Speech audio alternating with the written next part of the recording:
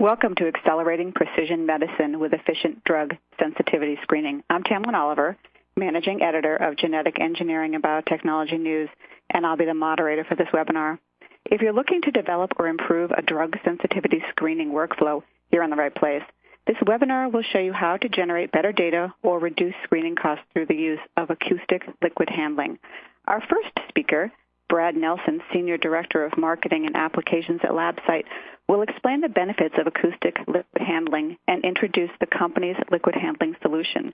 Brad will be followed by Christer Wennerberg, Unit Head, High-Throughput Biomedicine Unit, Institute for Molecular Medicine in Finland, who will review the use of acoustic liquid handling in his personalized medicine programs. Before we get started, though, I want to encourage you to submit questions for our Q&A session at the end of the presentations. We will answer as many questions as we can. Simply type your question into the Ask a Question box and hit Submit. Brad, looks like we're ready to get started. Thank you, Tamlin, and thanks, everybody, for joining us today. Prior to getting into the work from the Finnish Institute of Molecular Medicine, I wanted to give a brief overview of LabSite and LabSite technologies. For those of you who are not familiar with LabSite, we were founded in 2000 and began shipping instruments in 2003. And over the last decade, we've had our instruments installed in all 10 of the top 10 pharmaceutical companies. And now we're spread throughout large and mid-sized pharma and biotech, academia, and research institutes. And it's a very broad application set that we cover, ranging from drug discovery and genomics and proteomics to areas that will be going into more detail today in personalized medicine and cancer research programs. Now, in cancer research, there's a wide range of applications that LabSite products can address. And broadly, we help save time and reduce cost and sample and library preparation. Drug sensitivity screening or drug sensitivity testing is the area that we'll go into greater detail today. But there are other adjacent areas that cancer research institutes are interested in working in that we are very applicable for, which includes siRNA screening, qPCR sample prep, next-gen sequencing sample prep as well. And in this particular case, our liquid handling solutions have been shown to be able to reduce the pooling and normalization portion of library prep, in some cases from 60 minutes down to as little as 5 minutes. And also, LabSite instrumentation has been used in single-cell analysis, in a particular case using multiple displacement amplification to do single-cell amplification at volumes as low as 500 nanoliters. So it broadly reaches into all aspects of cancer research studies with one set of instrumentation. Now, the LabSite product line consists of 4 complementary products. The heart of all the products is the Echo liquid handler, which is an acoustic liquid handling device that I'll describe in detail in a moment. And then that works in unison with walk-away automation solutions that allow you to have a complete end-to-end workflow managed by one piece of hardware. And the interface for this is there's a variety of software applications that come with the Echo liquid handler that really are the primary interface between the scientist and the liquid handler, and they are what make the design of experiment and driving your automation solutions very straightforward. The solution for drug sensitivity testing looks somewhat like this. As you see here, there's an automated system here on the right. You have a Echo liquid handling device. It is integrated by a central robotic arm, which is called the Access, which allows you to integrate additional devices such as a bulk dispenser for dispensing reagents and cells. Centrifugation steps, sealing and peeling are also all integrated with a single central robot. All of this system is run with a set of software applications. There's 3 software applications that I'll give a little bit of detail on. And there's automated control software called Tempo, which handles all of the scheduling and file management for this system. Now, how the Echo liquid handler works. So the core of LabSite technology is acoustic liquid handling. So acoustic liquid handling gets rid of any kind of tip-based interface to dispense fluids from point A to point B and instead uses acoustic energy. So we use a transducer that is coupled to the bottom of a microplate well, and you have your source fluid inside of a plate.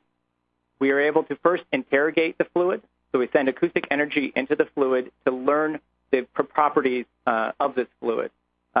We then are able to focus on the surface of the fluid and create a perfectly shaped 2.5 nanoliter or 25 nanoliter droplet.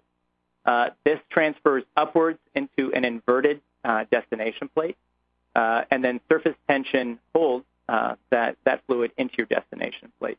Now, this all happens at very rapid speed. It can create droplets up to 200 to 500 times per second. So the end user simply says what volume they want to transfer from source to destination, and the echo will go and determine the best way to do that, make multiple droplets in succession to build your final volume and move on to the next well, all in the matter of seconds. This is therefore a touchless process, so you eliminate any nozzle, any interaction with tips or tip surfaces. What this does is greatly improve the reliability and precision of liquid handling.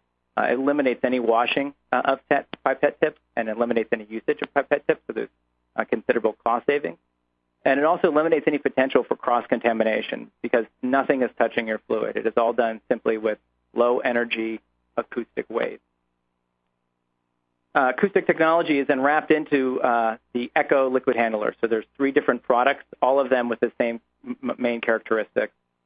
First, as you see, there's a process that we call dynamic fluid analysis. And this is, as I mentioned in the previous slide, the Echo interrogates the fluid prior to dispense. This happens automatically, so it can adjust to the fluid properties in real time and always dispense a very precise amount of fluid. This does not require any operator intervention, so we really see this as the end-of-user calibration. There's no need for a user to make liquid glasses for the device and try to step through the laborious process of making sure it is accurately transferring a wide range of fluids.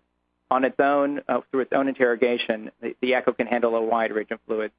For the types of research that cancer researchers are doing today, this includes cell lysates, various reagents of different varying concentrations, glycerol storage, up to 50% glycerol, and genomic materials, all from a single device. It can do so in an any-well to any-well transfer process, so you aren't limited to the array of 96 tips or 3D4 tips. From any source well, you can go to any destination well, which greatly increases the flexibility around design of experiment and how a scientist can set up an assay. Now, just to give a little kind of brief overview of how this any-well to any-well gets put into action, the Echo plate reformat software, as an example here, you'll see on the right-hand side a red, purple, and blue section here, which happen to be samples of 3 different types that are located in those locations on a source plate. And down here at the bottom of that area, you'll see 2 lines that are some controls. In this case, the end user decided they wanted to actually run that in a different format, and so they could easily graphically drag and drop down below the red, blue, and purple squares here to be in a different format. And the Echo will automatically dispense from the source plate above to the destination plate below and change the format to that new orientation. This is completely up to the end user in terms of what you would like the layout of your assay to be, and you're not confined by any type of array. So it makes assay development much more straightforward and much more flexible. Also, at the core of drug sensitivity testing, often running zero dilutions in a traditional technique is what people are traditionally doing. What the Echo enables is a dose response curve using direct dilution, which really has been a transformational technique for the pharmaceutical industry that is now being broadly applied in drug sensitivity testing. The dose response software itself has wizards that will step you through the creation of up to very simple or complex dose response curves. Layouts can be also very complex and very straightforward. You can interleave your dose response curves across the plate. It's very easy to build in reference or control curves. And on the right-hand side, you'll see here that direct dilution really is the key, and I'll describe what direct dilution is. So direct dilution really signals the end of zero dilution for any kind of zero dilution technique.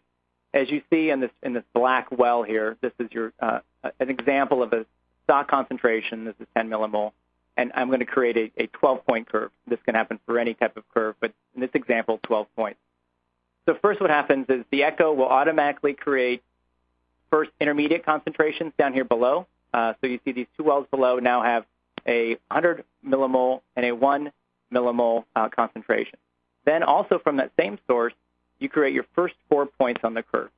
So you'll see, because you have the resolution of 2.5 nanoliters, it was able to create 4 different points on your curve from the stock concentration.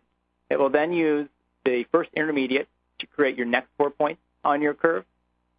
And then finally, it uses your second intermediate to create your last 4 points on your curve.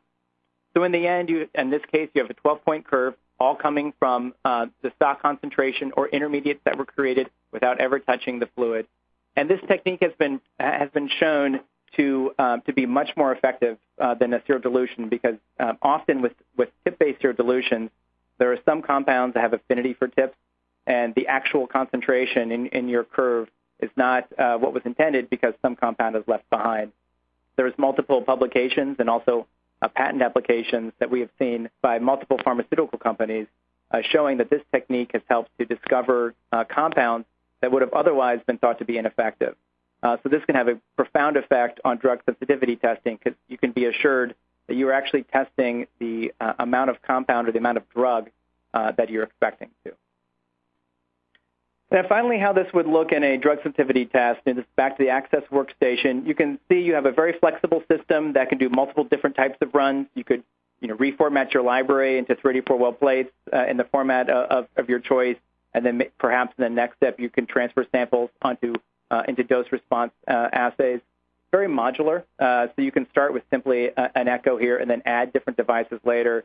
And a lot of things are really up to how you want to run your assay. So cells can be dispensed before or after sample is transferred. You can include room temperature or temperature-controlled incubations. So in this particular case, you'll see back here in the back there's a large incubator. You can integrate incubators onto this system for cell maintenance.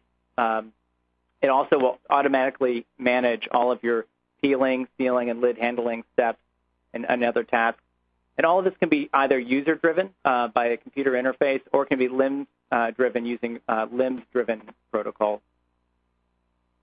Now, just quickly before I end, I wanted to discuss another area that is very applicable to drug sensitivity testing, because often while looking at sensitivities, you also are interested in investigating some of the genomic profile of genes of interest, and PCR or qPCR will often be a step that groups will be undertaking, and I wanted to give a bit of a background of how the echo applies there. The echo offers a lot of advantages for qPCR that I'll discuss briefly here.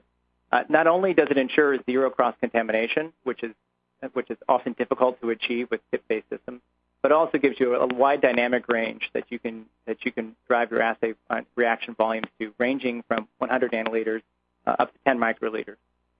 The software programs that I showed earlier also allow for very simple assay optimization for qPCR reactions. This shows an example of using the echo for qPCR, and this is a 5 microliter reaction using the echo 525. And what we're looking at here is 3 different genes of interest that we ran across 384 well plates. And the key takeaway here is you can see the CVs across this plate. The average CV is 1.25%. And a very tight average standard deviation of 0.32. This type of data quality is something that's very difficult, if not impossible, to achieve with other techniques. And more importantly, you also have significant cost savings. So this is an example from one of our customers who had been running a 384 well qPCR in a 10 microliter format, and they miniaturized it to 3 microliters using the echo. You can see they were able to realize a 70% cost saving through the elimination of pipette tips, which is the 36% you see here. That's an obvious elimination, but also there was a significant cost reduction by miniaturizing the assay and using less master mix, where master mix took up a major part. Originally, there's significant master mix savings going forward. So you get both data quality improvement and cost savings together. And in summary for me, I just wanted to point out, so the Echo Liquid Handler it has really revolutionized life science research, starting in pharmaceutical companies and really spreading out from there now. And the ability to use non-contact acoustic transfer really helps to empower scientists to have the best quality data at the lowest possible cost. the Access workstation simplifies the integration of the Echo into your workflows and allows a complete automated system from end to end. And finally, this is applicable to a broad range of applications. And now we will go into some more detailed information around drug sensitivity tests. Thanks, Brad, for that acoustic liquid handling overview and discussion of Echo's capabilities. Yes, now we will move on to a discussion of the applications, and Krista will talk about those in just a minute. But before he gets started, I just want to remind you again about submitting questions for our presenters. They will answer as many as they can after the presentations. Krista, we're all ready for you. Thank you. I was going to present our use now of how we at FIM use acoustic dispensing in our individualized cancer medicine program. First, a couple of words about FIM. So FIM is hosted at the University of Helsinki in Finland, where we are a joint research institute with several other institutions. We're also part of a Nordic EMBL partnership for molecular medicine together with Dendrite in Denmark, MIMS in Sweden, and NCMM in Norway. How FIM is set up is that the basis is to have strong molecular medicine research groups that then are supported by cutting-edge technology and a biobanking infrastructure. And the concept is that then together would come together to translation. And one important thing is that the way we're increasingly trying to do research as FIM is in a grand challenge mode, so we try to tackle big challenges for human health, and one of the ones I'm going to talk about today.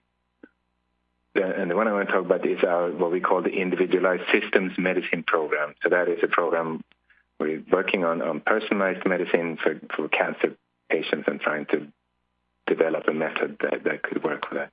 So the concept is that we are working with clinicians that take samples from cancer patients. Those samples come to FIM, where we do molecular profiling in the form of sequencing, next-year sequencing, so exome sequencing and transcriptomic sequencing. But importantly, we're also doing a functional testing in terms of a drug sensitivity testing. And then these three things together, the clinical information, the molecular information, and the functional information of cells will come together. We take that together and we try to use that information to get better understanding of the disease in general, biology disease, trying to understand what defines drug sensitivity versus resistance. And since we're using drugs in the functional testing, we can use that information to feed that back to rapid introduction back to the clinic. So when we have approved drugs in our testing, we see a selective response in a patient sample, we feed that information back to the clinician, who can then act on that if he or she wants. So then if the clinician acts on that and the patient still relapses, they can take another sample and we can go through this again, and then we can follow how the disease evolves. So this concept was just published in Cancer Discovery, and it's available online if you're interested in reading more about it. I'm going to give you just a small pieces of the work today. So we are studying initially adult AML, and there are several reasons for that. One is that there is a medical unmet need in this case. It's a disease with poor survival, and even though it's a very molecularly well-defined disease, it's poorly understood on the molecular level. We still understand very poorly what's driving this disease. And that's seen in that there are very few targeted therapeutic strategies. There's only one subtype of the AML that actually has a targeted therapy. Everybody else are treated the same way, and it's the same way that AML patients have been treated for decades. On the practical level, working with a hematological malignancy, those are easy to sample. We can or the clinicians can take a bone marrow sample, they can take peripheral blood samples, and then we can isolate cells from that. And that allows us to take sequential samples so we can follow the disease that's progressing. On the genetic level, there's an advantage that this disease is relatively simple. There are much fewer mutations than many other solid tumors, for example. So it's a good starting material if you want to learn how to handle this information. So this project is a big project. It is a grand challenge consortium project. It involves 4 research groups at FIM, several parts of our technology center, and then a large number of clinicians and clinical collaborators. So the work I'm presenting here today is the work of this whole group, and they should all be credited for it. The setting up a functional testing, so why did we do that, and how did we do it? So the one point we sensed was that the pharmaceutical industry and the biotechnology industry had been over the last decade or 2 decades developed lots of amazing targeted drugs that target specific oncological processes. But once they go into the clinic, they've still often been disappointing, often because of poor efficacy. So we sense that we often still can't find the responding patient. We think we can help doing that with this functional testing. Another thing is, so the current trend is to sequence cancer patients and cancer samples, and the hope that will make us understand cancer. We still think there's a major need in going from a phenotype to genotype. So if we also do the functional testing at the same time as we do the genotypic testing, we can let the phenotype teach us the genotype and make us understand the genotype. And of course, we are testing a set that is very oncology-focused, and it's also clinically focused. So we have 306 drugs in the set we're testing right now, and 135 of those are approved. So when those show selectivity in a sample, the clinicians can choose to act on that because they are available in the clinic. So the drug sensitivity testing that we do, how we do that is that we are working with an access station from lab site with an echo that dispenses the drugs into the assay plates first before we have the cells. And we do that in a sparse dose response series that allows us to test these even if we don't get a huge number of cells from the patient. And then when the patient sample comes in, the cells are isolated and put in the plate. And then we do a 3-day standard viability type assay and measure viability, which then gives us those response curves for all these 306 drugs.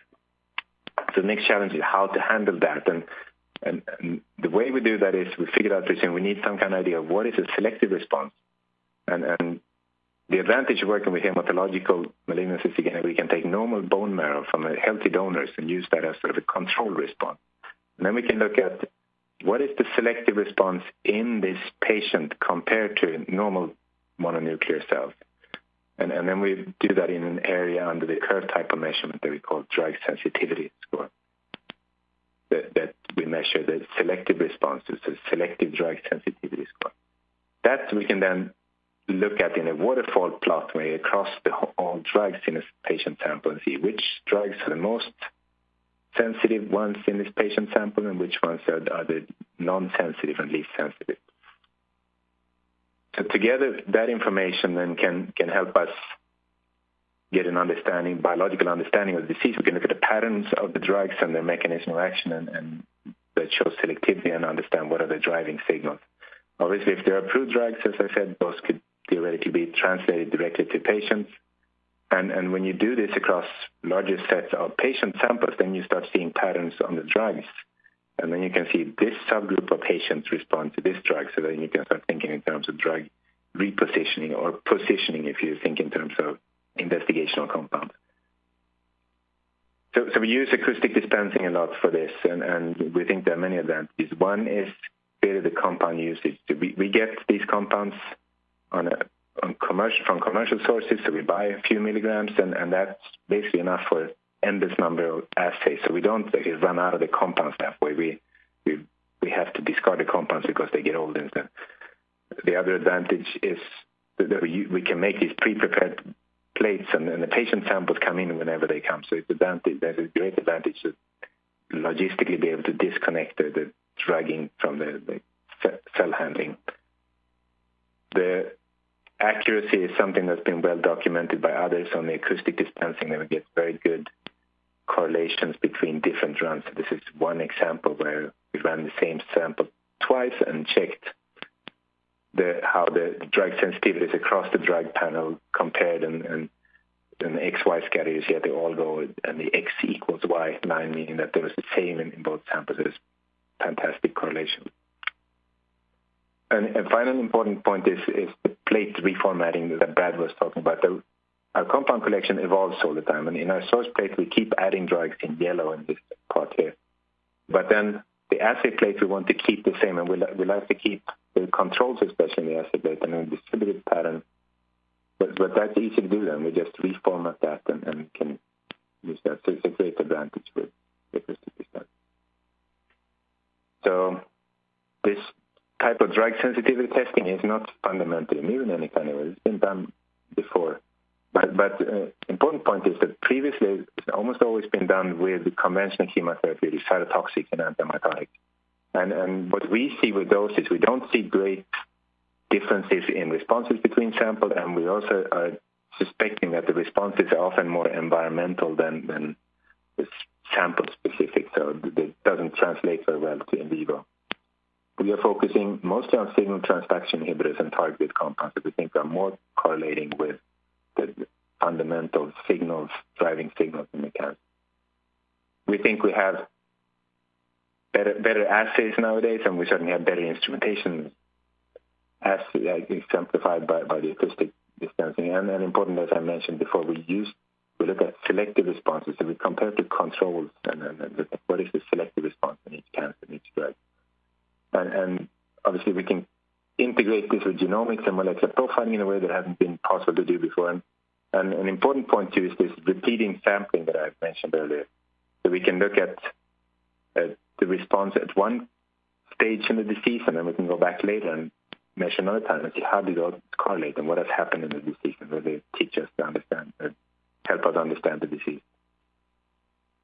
So when we test this over larger sets of samples, then we can start comparing how do the samples compare to each other across the drug panel, but we can also compare how do the drugs compare in this disease-specific setting. So it teaches something about how the patient samples sort, but also how do these drugs really work, and that's some the underlying biology of the disease. So this heat map is a heat map, and on the left-hand side are controls, the normal controls. And the heat map is showing in white and the same response as the average control. And you can see the controls are all virtually white, so they're very similar even though they're from different people. And then in red are sample responses that are stronger than the control, and blue are less strong than the control. If we zoom in a little bit on the patient sample side, I think what we can see in this AML cohort is that the samples grouped in 5 different groups that then can be based on responses or non-responses to different drugs. So this is a new type of functional grouping of AML. And then we can go back and look at the corresponding genomic information that we have and see how well does this link, are there genomic markers and genomic alterations that link to this. And some of them link very well. So we see in group 5 here a very nice link to activating mutations of the FLT3 receptor tyrosine kinase, which is a well-known oncogenic mutation in AML. And that actually links to drugs that you would expect to target that to. But then in other groups, the links are not so strong, but they're starting to emerge. So again, what we have here is that we have a case where we're letting the phenotype teach us what is in the genotype. And as we keep doing this, we'll understand it better and better. So the most interesting thing is, of course, can we use this information and translate it into the patient? And I'm going to give you a couple of examples here.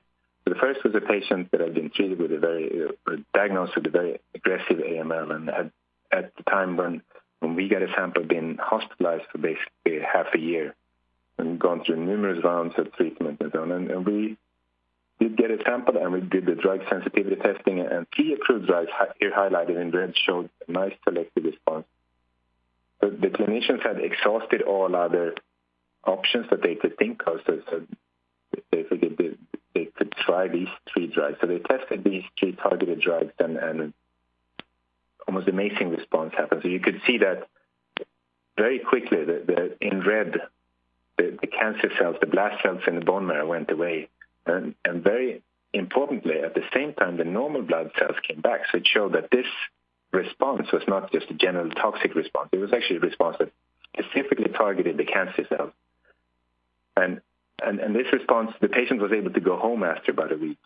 And this response lasted for about a month and a half when the disease unfortunately relapsed.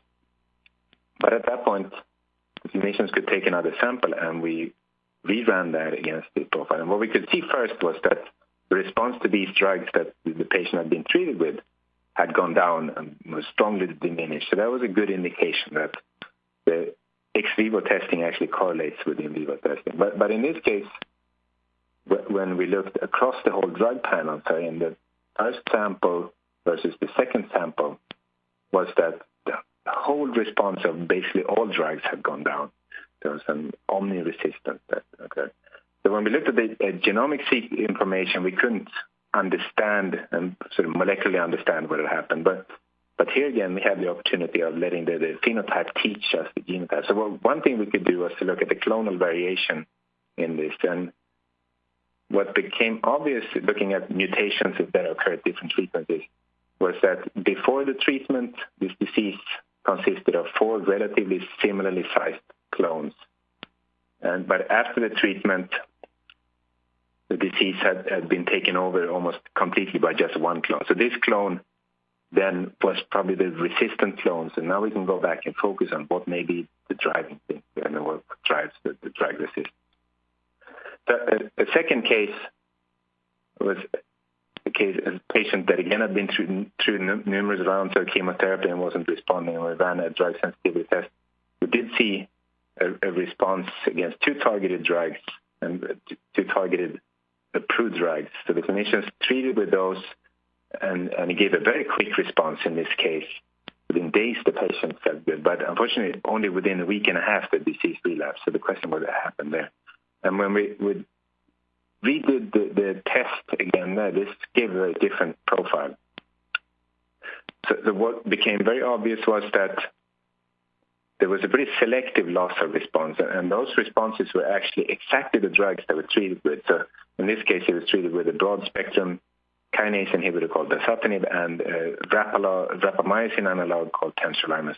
So the rapamycin analogs that were in the drug collection and dasatinib completely lost its response. Most other drugs either stayed similar to what they had before or even gained sensitivity. So this was a very specific shift. And so the rapamycin analogs is an interesting thing in that those inhibit a kinase called mTOR, but they do it in an indirect way. They're also direct inhibitors of mTOR, that's in ATP competitive kinase inhibitors. And those, interesting enough, stayed the same. They didn't change their sensitivity. So there's something very specific in what happened.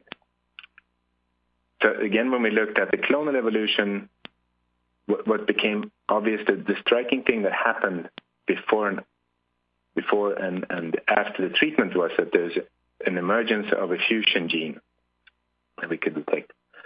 But when we looked at that fusion gene, so that this coded for a known oncoprotein that's been described in many different types of cancers, actually, including AML. So this is an oncoprotein containing the kinase domain of the receptor tyrosine kinase TRAC-C. And so this has been described before. It's known that it signals together with another receptor tyrosine kinase, IGF-1 receptor. And so we saw that. And when we sequenced, we wanted to see, was this a de novo fusion or did it exist before? So when we went back and looked at the previous sample, we could see that it existed, but at very low levels. There was more than 1,000-fold enrichment of this.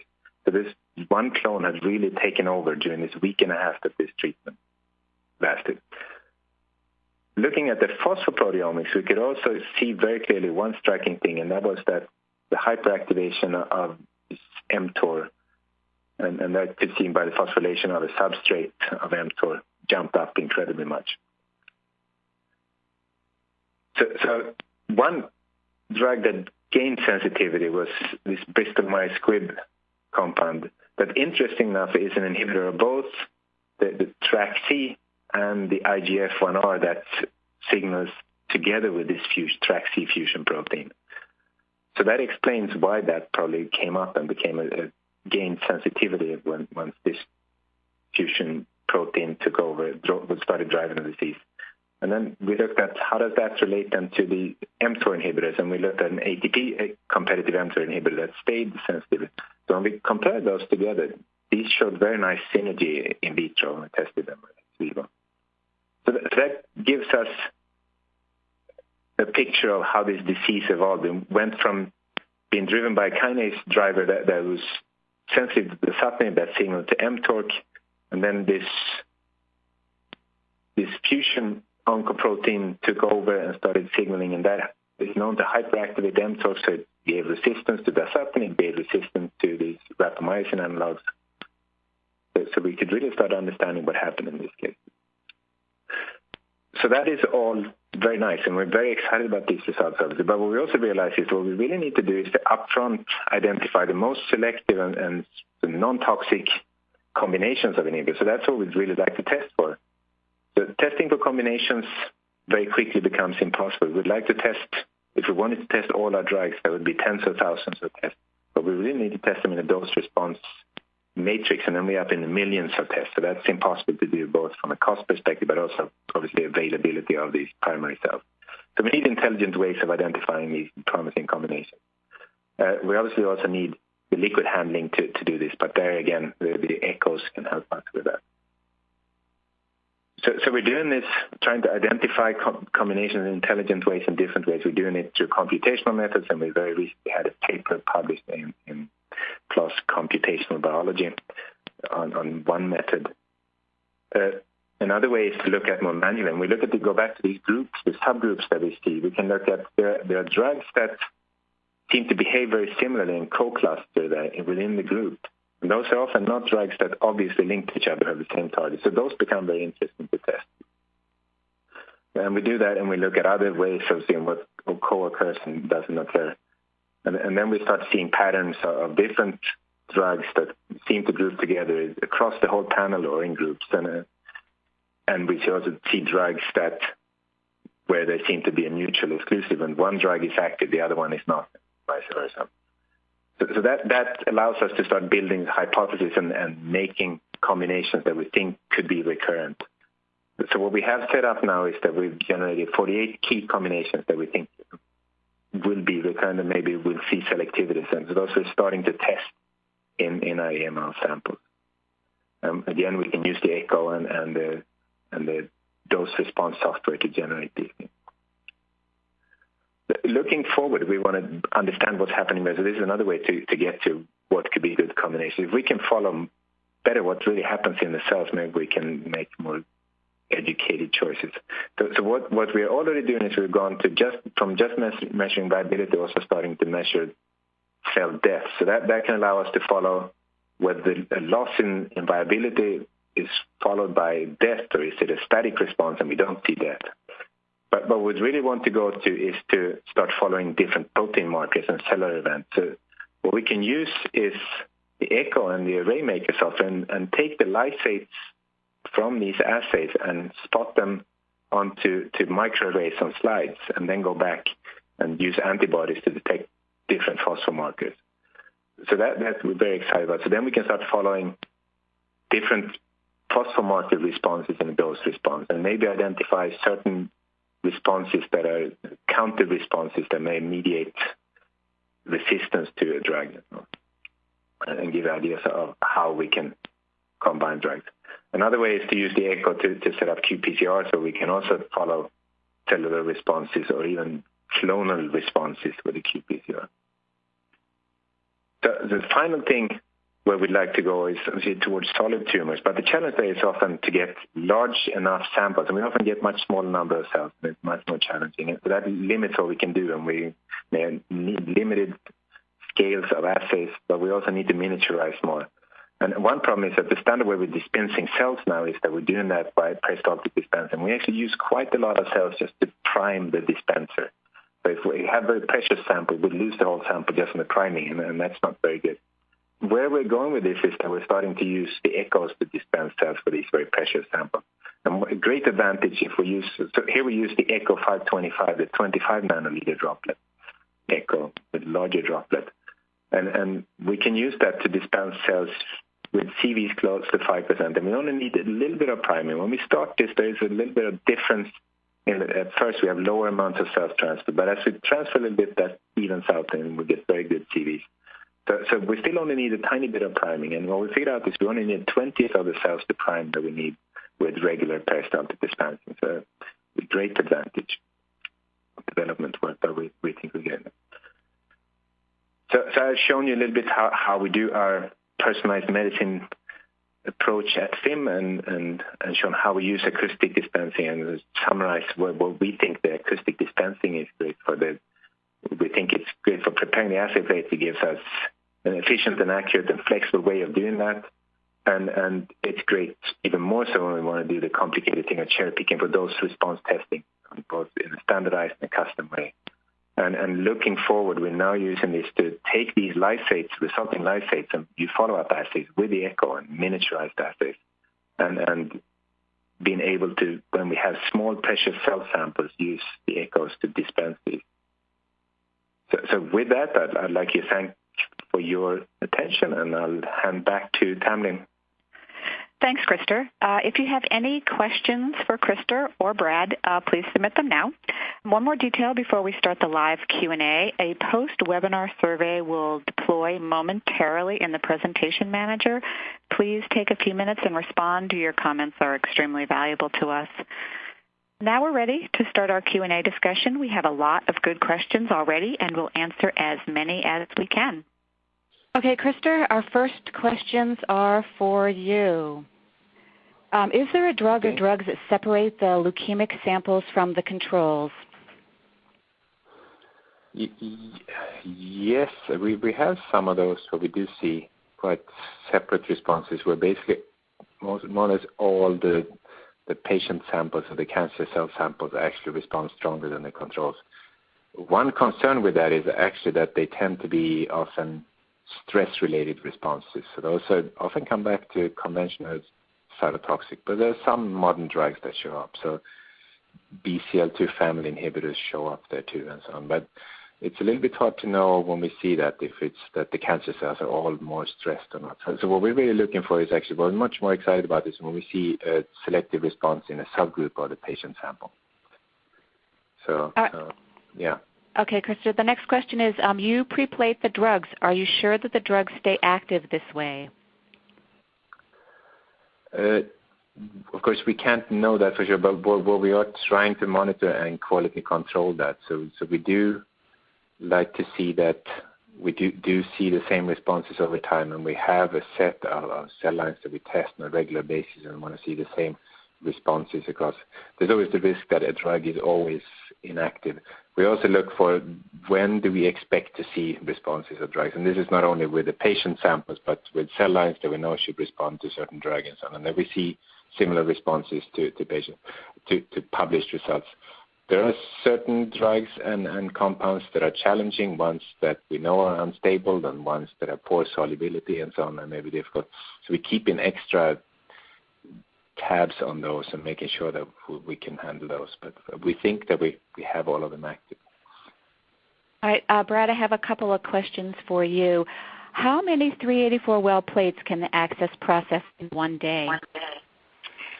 Yeah, that definitely can vary pretty widely depending on the complexity of the assay, but we have real life scenarios of people doing this type of testing, running upwards of 200 to 300 plates in a day. There's a lot of variables, but it's multiple hundreds of plates it can do in batch process. All right, and Brad, how does the fluid stay in the assay plate when inverted? Yeah, that's a common question we often get from people who are first introduced to the LabSite Echo technology when they see an inverted assay plate. And I think people are surprised to find that surface tension is incredibly strong and does hold the fluid into the destination well, and this has been proven out over years and years. And a 384 well plate, which is what many of these assays are that were demonstrated today were run in, it can be upwards of 50 to 70 microliters can be inverted. Depends a bit on what fluid is in there, but it's many microliters. And in 1536, you can completely fill the well without any issues. So it's almost the entire working range of an assay plate. All right, Brad, one more question on the Access for you. Can you integrate detection or incubation onto the Access? Yeah, that's a good question. Yeah, you certainly can, and the Access basically can be scaled up to include a multi-mode detection. There's multiple different multi-mode detectors that we can integrate directly into the Access, and incubation can happen at wide range of scales as well too. So there's a lot of third-party options for incubation that depend on the number of plates somebody wants to hold in incubation, and many of those models can be integrated directly into the Access for a fully automated workflow. Okay, thanks, Brad. Krista, we're going to go back to you with a couple more questions. Can you suggest databases with the results published in journal articles, unpublished reports, et cetera, from clinical human trials that examine drug sensitivity screening?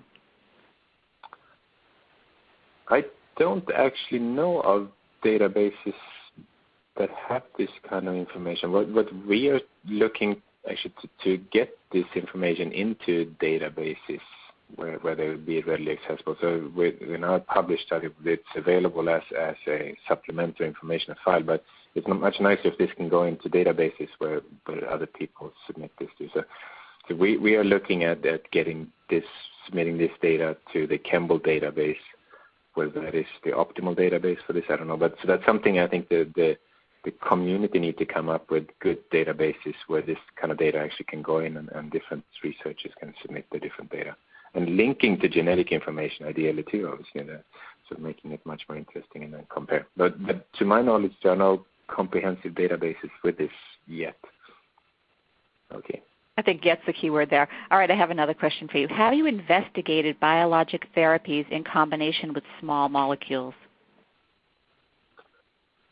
We have not done that on a large scale. So we have focused on small molecules because they're easier to handle. We're very interested in biologics and so on, but handling those in a library format becomes challenging in the stability of proteins and so on. So we have stayed away from them for that reason. We've done some smaller scale experiments with some collaborators where we've added a therapeutic antibody on top of the cells across the whole plate and then run the drug sensitivity screen. That we've done, but we haven't systematically tested combinations. But it's clearly somewhere we want to go. But there is a challenge in handling biologics, and because when they're much more varied than how you'd like to store them and controlling their stability and so on, it's much more challenging. So, yeah. Thank you, Krister. Unfortunately, our time is up. I want to thank everyone for listening in, and thanks for the great questions. This webinar will be archived for 6 months on our website, www.genengnews.com. If you missed parts of it, you can watch it again, or you can recommend it to friends and colleagues. Once again, I want to thank our panelists as well as our sponsor, LabSite.